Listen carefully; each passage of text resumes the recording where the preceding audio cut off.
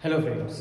तो अभी हम लोग जो है सॉल्यूशंस के ऊपर बात कर रहे हैं। लास्ट लेक्चर में हम लोग ने वेपर प्रेशर के ऊपर बात कर लिया था, ठीक है। अभी हम लोग जो बात करने वाले हैं वो नेक्स्ट टॉपिक है हमारा रॉड्स लॉ। रॉड्स लॉ हो गया था हमारा। रॉड्स लॉ के अंदर हम लोग ने how to find the vapour pressure of solvent in a solution. Solvent solutions के अंदर मौजूद होता है, तो उसका वेपर प्रेशर हम लोग कैसे फाइंड आउट कर सकते हैं वो चीज़ हम लोग ने देखी थी। तो रॉड्स लॉ के दो पार्ट देखे थे, एक वोलाटाइल और दूसरा देखा था नॉन वोलाटाइल, बराबर है। तो वोलाटाइल मतलब क्या है, जो आसानी से इवोपरेट हो, और जो नॉन वोलाटाइल जो इवोपरेट नहीं होता है। रॉड्स लॉ के ये पैरामीटर हम लोग ने देख लिए थे।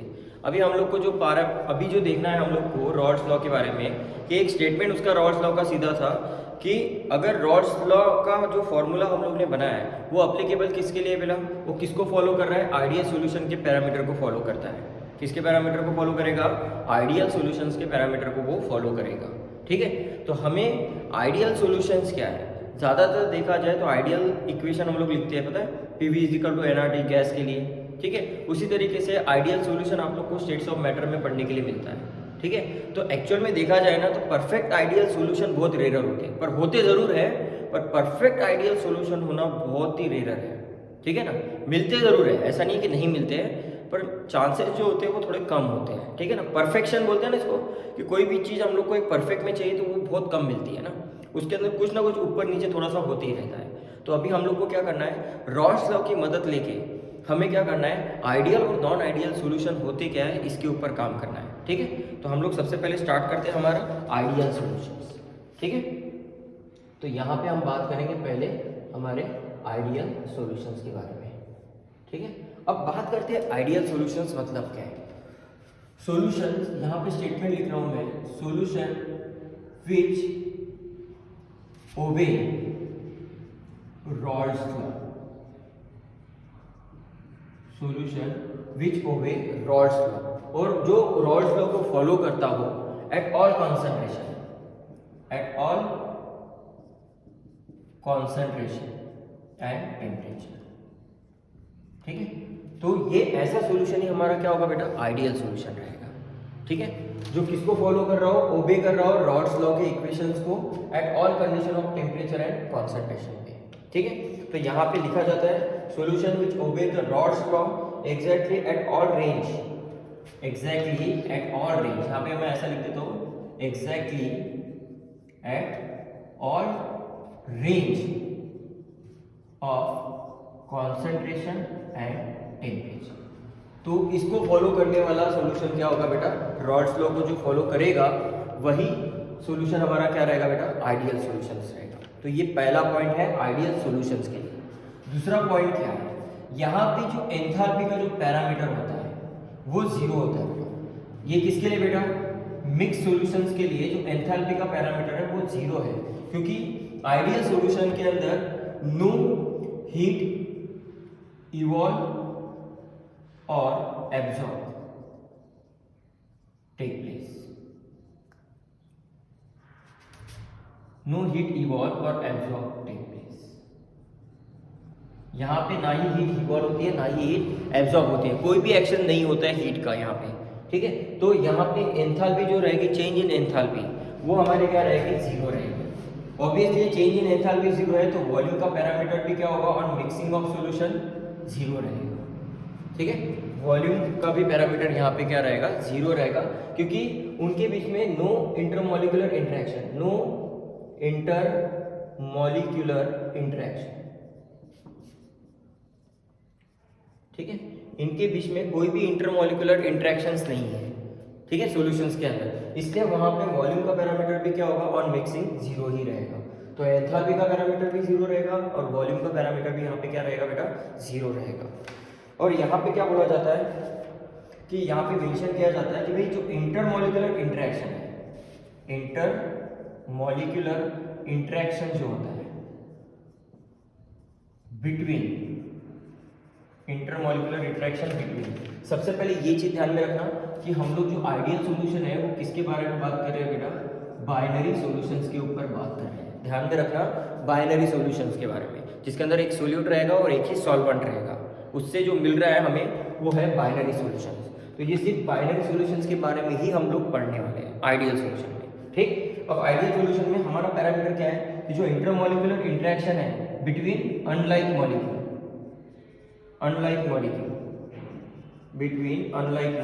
लाइक ए बी, ये दोनों कैसे अनलाइक है, ए अलग पैरामीटर है और बी अलग पैरामीटर है। सो यहाँ पे क्या बोला जाता है, are have same magnitude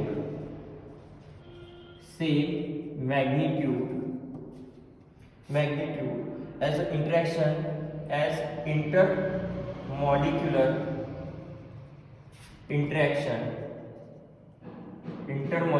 interaction between AA and BB। मतलब ये मान के चलो कि जो इंटरेक्शन है बेटा अनलाइक मॉलिक्यूल्स, मतलब ए बी के बीच में का जो इंटरेक्शन है उसका मैग्नीट्यूड सेम है as a intermolecular interaction between A and B B.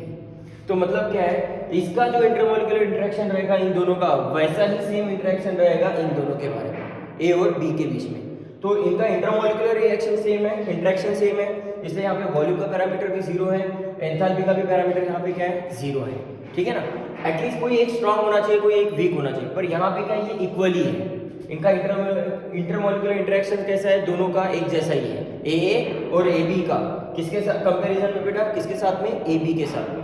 तो यहाँ पे हम बोल सकते हैं कि भाई ए बी का इंटरेक्शन इक्वल है किसके बेटा, ए एंड बी बी के।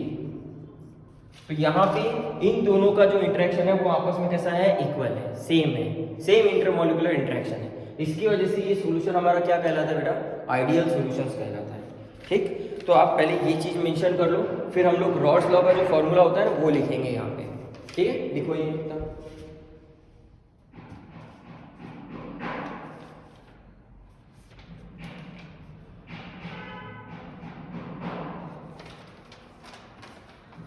ठीक। अब बात करते हैं हमारे नेक्स्ट पैरामीटर के ऊपर। ये सारा जो बताया ना बेटा, ये आइडियल सॉल्यूशंस के पैरामीटर है।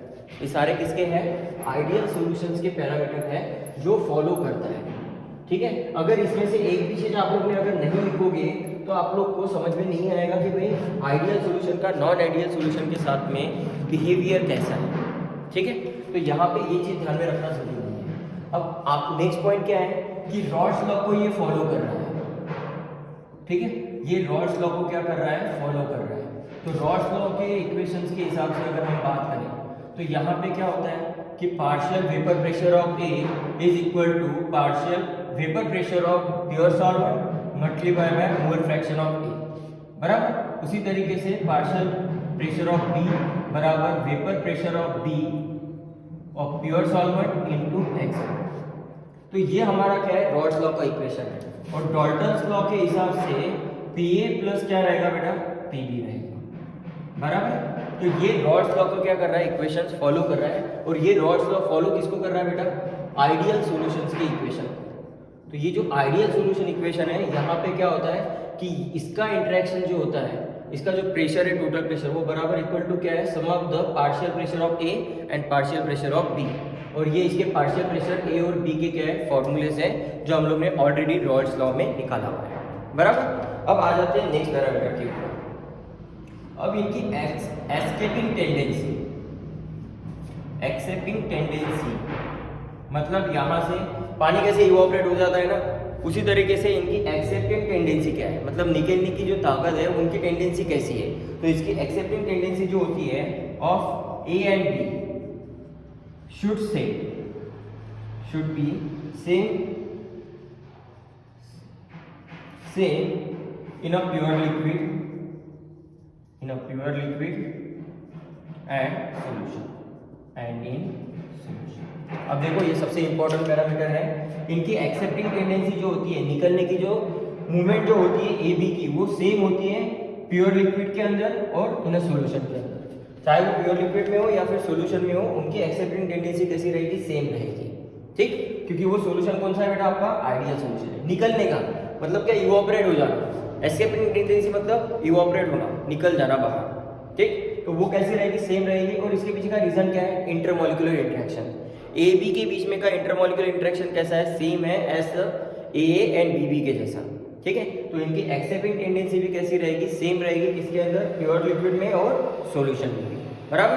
अब यहाँ पे मेन चीज क्या हो रही है अगर ये सॉल्यूशन अगर आइडियल है, जो रॉड्स लॉ के इक्वेशंस को फॉलो कर रहा है, जो कि ये है, अगर ये सॉल्यूशन आइडियल है और वो रॉड्स लॉ के इक्वेशन को फॉलो कर रहा है, तो वहां पे जो कंपोनेंट्स होते हैं, जो हमारे जो दो कंपोनेंट जो है, कौन, सोल्यूट एंड सॉल्वेंट, हमारे जो टू कंपोनेंट है जिसके अंदर हमारा सोल्यूट एंड कौन है, solvent, have are identical in shape, size and identical intermolecular force,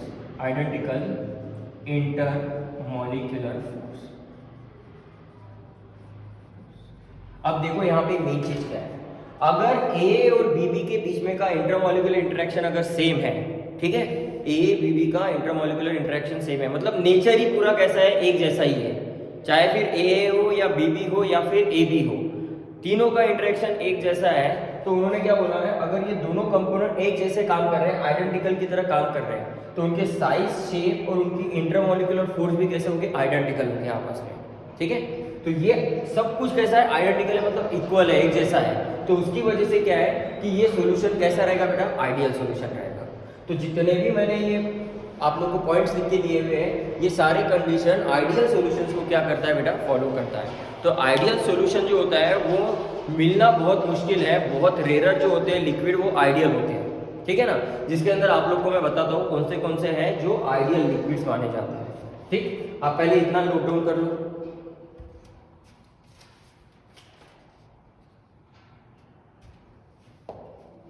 ठीक, अब आ जाते हैं हमारे एग्जाम्पल के ऊपर। ये जितने पॉइंट्स दिखा के दिए बेटा, ये पॉइंट ध्यान में रखना जरूरी है।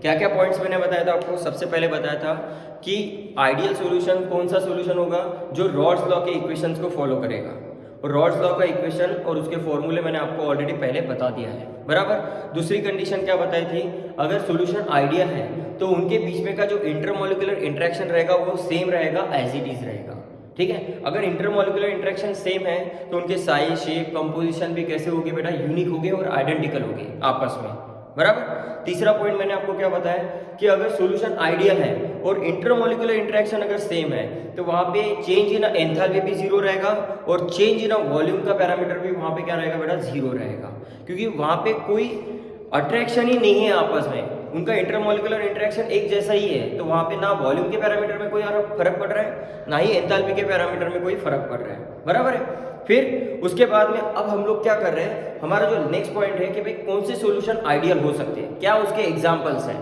तो वो एग्जांपल हम लोग को यहाँ पे देखने हैं कि भाई आइडियल सॉल्यूशन है तो उसका भाई एग्जांपल तो हमें पता होना चाहिए ना। तो आइडियल सॉल्यूशन का एग्जांपल है बेटा, जैसे यहाँ पे एन-हेप्टेन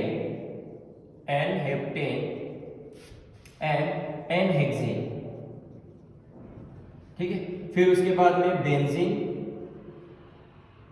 एंड टोलिन, फिर उसके बाद में यहाँ पे और क्या क्या चीजें दी हुई है, इथाइल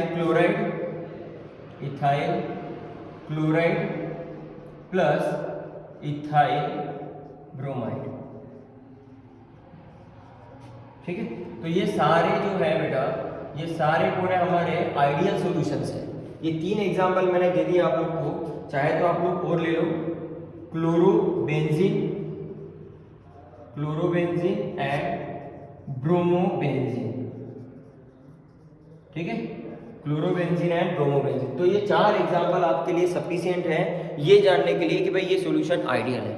नेचर देखो आप एक जैसा ही है, benzene, toluene, n-heptane, N-hexane, ethyl chloride, ethyl bromide.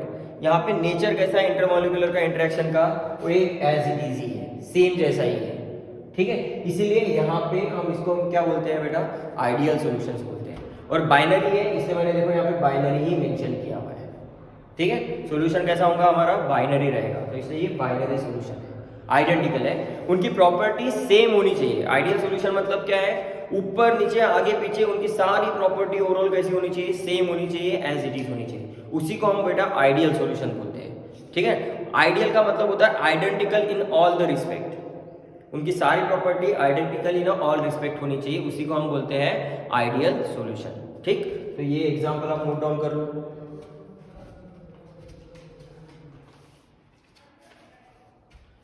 ठीक है, चलो अब आ जाते हैं हमारे नेक्स्ट पॉइंट पे, नॉन आइडियल सॉल्यूशंस।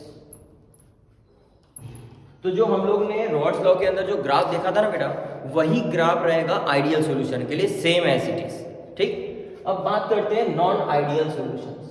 तो नॉन आइडियल सॉल्यूशन मतलब क्या है? ऑब्वियसली बेटा, non ideal solution opposite property रहेगी किसके बेटा? आइडियल सॉल्यूशंस के।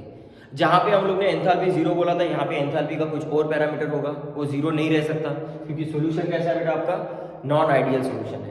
ठीक है, तो यहाँ पे नॉन आइडियल सॉल्यूशन के लिए क्या लिखते हैं भाई? पहला पॉइंट लिखते हैं कि solution which does not follow rods law, does not follow rods law. ऐसा सॉल्यूशन जो रॉड्स लॉ के इक्वेशन को फॉलो नहीं करता। अब रॉड्स लॉ का इक्वेशन क्या है हमारा भाई? कि भाई P टोटल बराबर क्या था? PA plus PB। तो ये नॉट इक्वल टू रहेगा, PA प्लस PB ये क्या रहेगा हमारा? नॉट इक्वल टू रहेगा। उसी तरीके से यहाँ पे partial pressure of A is not equal to P nought XA, ना ही वो PB equal to PB nought XA, किसी के भी वो इक्वल में नहीं रहेगा। ऐसे इक्वेशन को हम क्या बोलते हैं बेटा? Non ideal solution. ऐसे सॉल्यूशन को हम क्या बोलते हैं? नॉन आइडियल सॉल्यूशन, जो रॉड्स लॉ के इक्वेशंस को फॉलो नहीं कर सकता। तो ये रॉड्स लॉ का ही फॉर्मूला है बेटा, तो इसके कोई भी इक्वेशन को ये फॉलो नहीं कर रहा है, इसलिए ये नॉन आइडियल सॉल्यूशन रहेगा। तो दूसरा पैरामीटर क्या रहेगा? अगर ये नॉन आइडियल सॉल्यूशन है तो enthalpy change on mixing, enthalpy change on mixing of solution will not equal to zero, वो जीरो नहीं होगा। और उसी तरीके से चेंज इन वॉल्यूम भी क्या होगा? On mixing of solution is not equal to zero. अब नॉन आइडियल सॉल्यूशन है भाई, जब वो रॉड्स लॉ को फॉलो नहीं कर रहा है तो इसके भी पैरामीटर यहाँ पे क्या होंगे? सेम नहीं हो सकते, वो भी चेंज होंगे। किसी के अंदर हीट रिलीज हो सकती है, किसी में हीट एब्जॉर्ब हो सकती है, बराबर। तो ये हमारे नॉन आइडियल सॉल्यूशन के पैरामीटर है। अब नेक्स्ट क्या होगा कि यहाँ पे जो इंटरमॉलिक्यूलर इंटरेक्शन है, इंटरमॉलिक्यूलर इंटरेक्शन between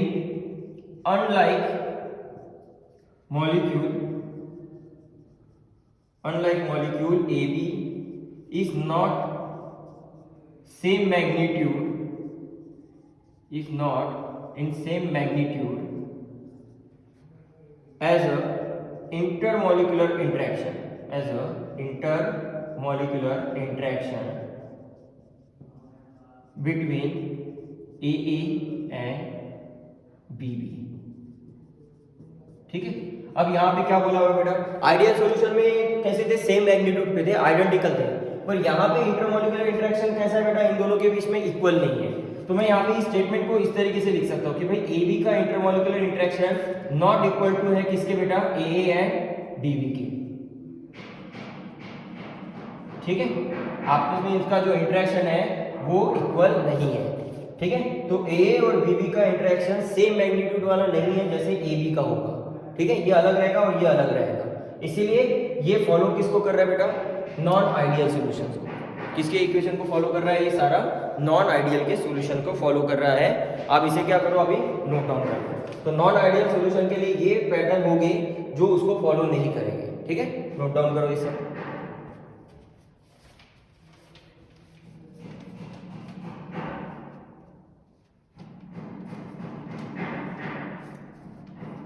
ठीक, अब आ जाते हैं हमारे नेक्स्ट पार्ट के ऊपर। नेक्स्ट पॉइंट क्या होगा इसका? अब देखो आप, अगर ये रॉड्स लॉ के इक्वेशन को फॉलो नहीं कर रहा है नॉन आइडियल सॉल्यूशंस, तो यहाँ पे वेपर प्रेशर कैसे प्रेडिक्ट करेंगे? तो वेपर प्रेशर जो रहेगा, vapour pressure of solution, vapour pressure of solution is predicted by Rod's law। किस तरीके से प्रेडिक्ट करेगा वेपर प्रेशर उस सॉल्यूशन का, अगर वो नॉन आइडियल सॉल्यूशन है तो? मान के चलो, पहला है, अगर वेपर प्रेशर अगर हाई है, ठीक है ना, अगर उस सॉल्यूशन का वेपर प्रेशर अगर हाई है तो वहां पे हम लोग क्या मेंशन कर सकते हैं? The solution show positive deviations from Rawls law, from Rawls law. अभी अगर मान के चलो वेपर प्रेशर अगर हाई है, तो वेपर प्रेशर अगर हाई होगा तो इसका जो सॉल्यूशन का जो डेविएशन होगा वो कैसा रहेगा बेटा, पॉजिटिव डेविएशन रहेगा फ्रॉम रॉड्स लॉ। तो यहाँ पे मेंशन किया जाता है कि यहाँ पे सीधा एक पैटर्न और ट्रिक में लिखा जाता है कि अगर वेपर प्रेशर सॉल्यूशन का अगर बढ़ता है तो वो हमें पॉजिटिव डेविएशंस देगा।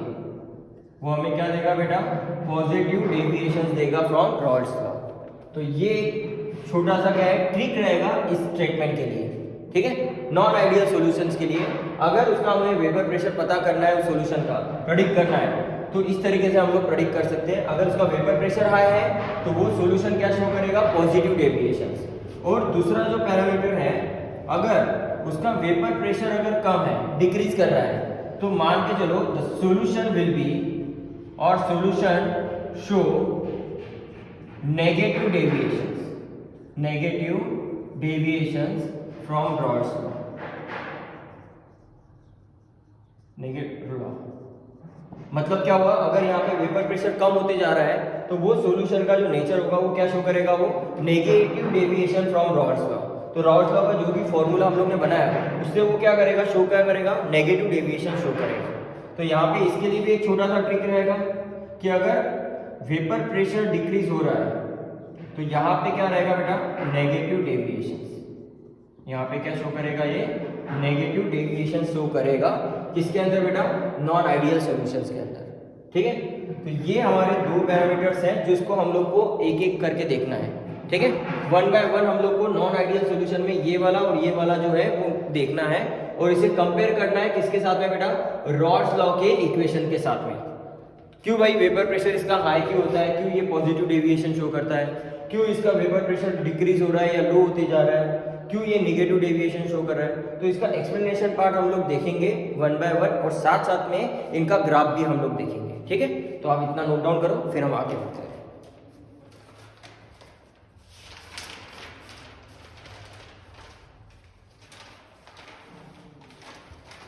ठीक है, चलो आ जाते हैं अभी नेक्स्ट।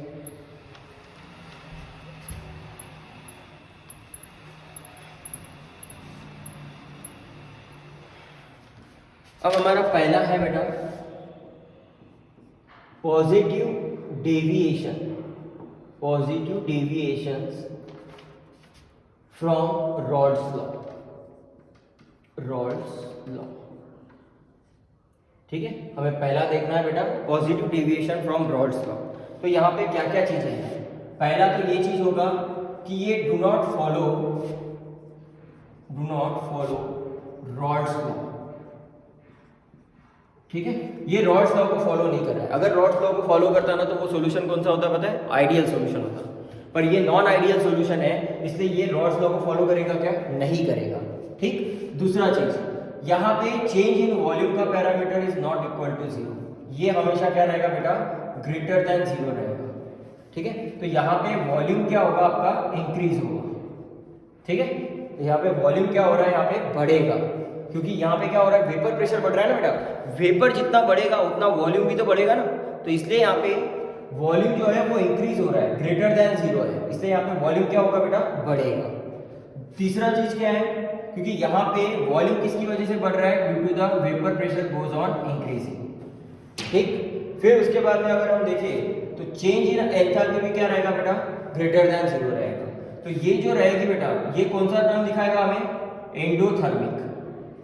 ये कौन सी रिएक्शन शो करेगा हमें, कौन सी तरीके का पैरामीटर शो करेगा, एंडोथर्मिक इंटरेक्शन। तो एंडोथर्मिक में मेन चीज क्या हो रही है, यहाँ पे हीट आप लोग की क्या होगी, एब्जॉर्ब होगी। यहाँ पे हीट क्या होगी बेटा, एब्जॉर्ब की जाएगी, ठीक। तो हीट एब्जॉर्ब करेगा बेटा, आपको पता है कि एंडोथर्मिक के में क्या होता है कि एक आधा कंपाउंड है तो उसको हम क्या कर रहे हैं, टुकड़े करना चाहते हैं। तो टुकड़े करने के लिए हम उसको क्या कर रहे हैं, हीट दे रहे हैं। तो वो हीट क्या करेगा, गेन करेगा और उसको क्या करेगा, ब्रेक करेगा। तो यहाँ पे क्या हो रही है, एनर्जी वो एब्जॉर्ब करेगा, ठीक। तो वॉल्यूम क्यों बढ़ रहा है, क्योंकि वेपर प्रेशर यहाँ पे क्या है, हाई है, और ये क्या शो कर रहा है, पॉजिटिव डेविएशन शो कर रहा है फ्रॉम रॉड्स लॉ, ठीक। अब तीसरी नेक्स्ट कंडीशन क्या है कि यहाँ पे अगर रॉड लॉ से ये पॉजिटिव डेविएशन अगर शो कर रहा है तो टोटल वेपर प्रेशर भी क्या रहेगा बेटा, ग्रेटर देन रहेगा पीए एंड पीबी से। अगर ये ग्रेटर है तो ऑब्वियसली है कि पी ए ग्रेटर रहेगा किससे बेटा, पी ए नॉट एक्स ए से, और पी बी जो रहेगा वो ग्रेटर रहेगा किससे, P B nought X B से। ठीक है, ये कंडीशन हमारी किसको फॉलो कर रही है बेटा, positive deviation from Rawls law को क्या कर रही है, ये फॉलो कर रही है, बराबर। अब बात करते हैं इंटरमॉलिक्यूलर इंटरेक्शन। सो यहां पे inter molecular interaction in AB is weak, so that escaping tendency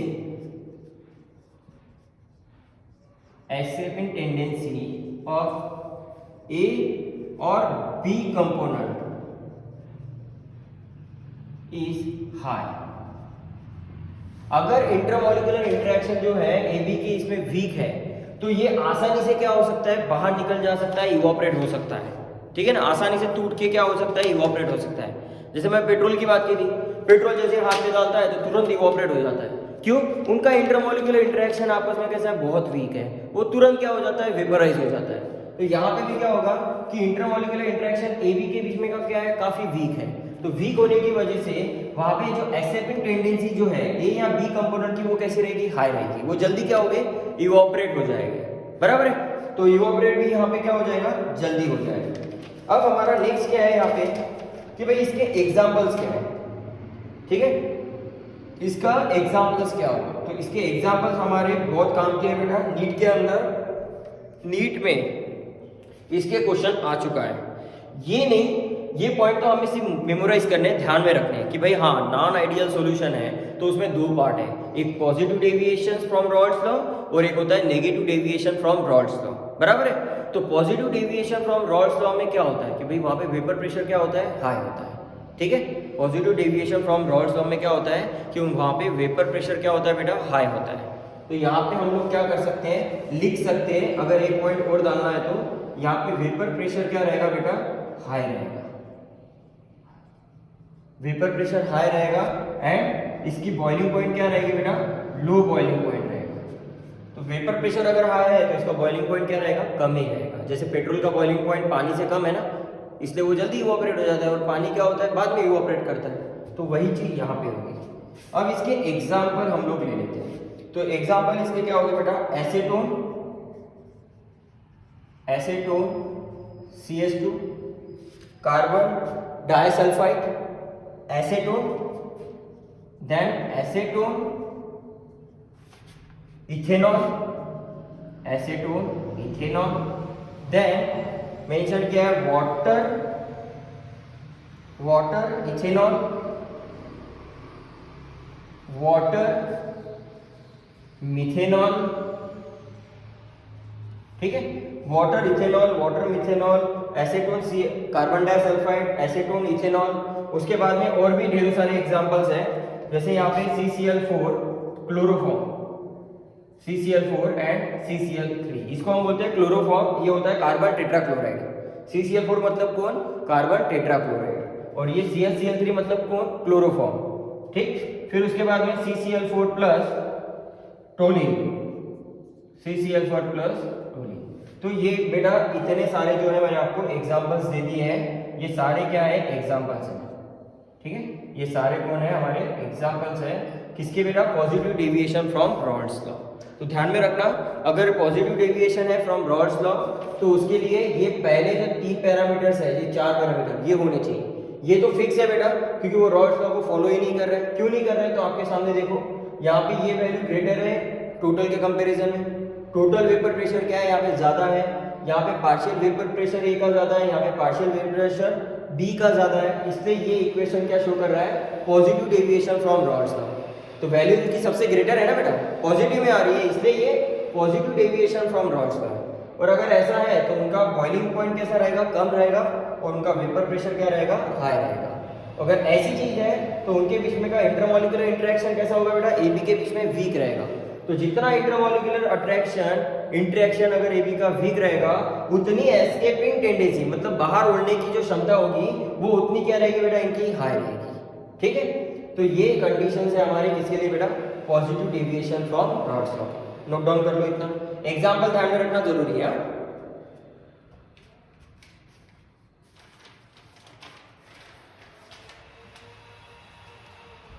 ठीक, अब इसी के साइड में आप अगर देखोगे तो ये ग्राफ जो है ये बना ही देता है।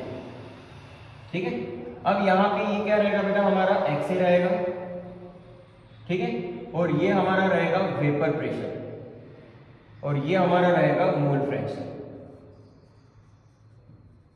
और ये हमारे लिए रहेगा x से बराबर 0, और यहाँ पे रहेगा x से बराबर 1, x भी बराबर 0, और यहाँ पे रहेगा x भी बराबर 1। ठीक है, ग्राफ वही चीज है बेटा जो हम लोग ने अभी बनाया था लास्ट टाइम पे, वही ग्राफ है, सेम टू सेम, सिर्फ चीजें थोड़ी सी बदल रही है यहाँ पे। ठीक है, चीजें थोड़ी सी बदल रही है, वो देखो आप कैसे बदल रही है, तो वो बताता हूं मैं आपको। हम लोग ने रॉड्स लॉ में ये ग्राफ देखा था बेटा, यहाँ पे ये किसके लिए बेटा, पार्शियल प्रेशर ऑफ ए, और ये पार्शियल प्रेशर ऑफ बी के लिए, बराबर है। अब इसको मैं थोड़ा सा अलग इसमें बना देता हूँ। तो यहाँ पे अगर आप देखोगे, अगर पॉजिटिव डेविएशन कर रहा है बेटा, तो ऑब्वियसली रॉड्स लॉ से इनकी वैल्यू क्या रहेगी, ग्रेटर रहेगी। पी ए की वैल्यू, पीबी की वैल्यू देखो आप ग्रेटर है, पी टोटल वेपर प्रेशर की वैल्यू देखो आप ग्रेटर है, तो ऑब्वियसली है कि इनकी वैल्यू भी क्या रहेगी बेटा, ग्रेटर रहेगी। तो इनका ग्राफ ऐसा ऊपर खुल जाएगा। ठीक है ना, ये इस तरीके से क्या होगा, इनका ग्राफ जो है ऐसा खुल जाएगा, इस तरीके का। ठीक, ये इस तरीके का जो ग्राफ है अपने ओरिजिनल लाइन से क्या हो रहा है, खुल रहा है, ऊपर जा रहा है, पॉजिटिव के डायरेक्शन में जा रहा है। तो ऐसे इसको हम क्या बोलेंगे बेटा, positive deviation from rods law. तो ये पॉजिटिव डेविएशन है फ्रॉम रॉड्स लॉ का। ये और पी टोटल बराबर क्या होगा आपके लिए, P A plus P B. देखो यहाँ पे ये आप लोग का टोटल वेपर प्रेशर का क्या है, फॉर्मूला है। तो आप ये जो देख रहे हो ना, ये लाइन जो आप लोग को रेड लाइन ऊपर की तरफ दिख रही है, तो ये रेड लाइन क्या इंडिकेट कर रही है कि ये पॉजिटिव डेविएशन है फ्रॉम रॉड्स लॉ। तो आप इसका ओरिजिनल स्टेट देखो ऐसा था, ये आइडियल सॉल्यूशन था, पर अभी क्या कर रहा है, ये थोड़ा सा ऊपर जा रहा है। तो ऊपर जा रहा है, इसका मतलब क्या है, इसकी वैल्यू इससे ज्यादा है। ठीक है, ये लाइन से ऊपर जा रहा है, मतलब इसकी वैल्यू ज्यादा है। तो इसलिए ये क्या शो कर रहा है हमें, positive deviation from rods law की इंडिकेशंस दे रहा है। और यहाँ पे क्या हो रहा है कि मोल फ्रैक्शन की ए की जो वैल्यू है वो 1 है। जैसे जैसे ये आगे बढ़ेगा तो इसका मोल फ्रैक्शन ए की वैल्यू क्या होगी, कम कम होती जाएगी, और यहाँ पे क्या हो जाएगा, 0। उसी तरीके से एक्स बी की वैल्यू यहाँ पे क्या है, 0 है, मोल फ्रैक्शन ऑफ बी की। अब ये मोल फ्रैक्शन ऑफ बी धीरे धीरे बढ़ेगा आगे इस डायरेक्शन में, और इसकी वैल्यू जो होगी वो बढ़ती जाएगी। देखो ये पॉइंट है, इस पॉइंट से इसकी वैल्यू जो है वो बढ़ती जा रही है, और देखो यहाँ पे एक्स बी बराबर कितना हो जाएगा, 1। तो ये आप लोग का क्या है बेटा, ग्राफ है किसका, positive deviation from rods law का। नोट डाउन कर लो इसे।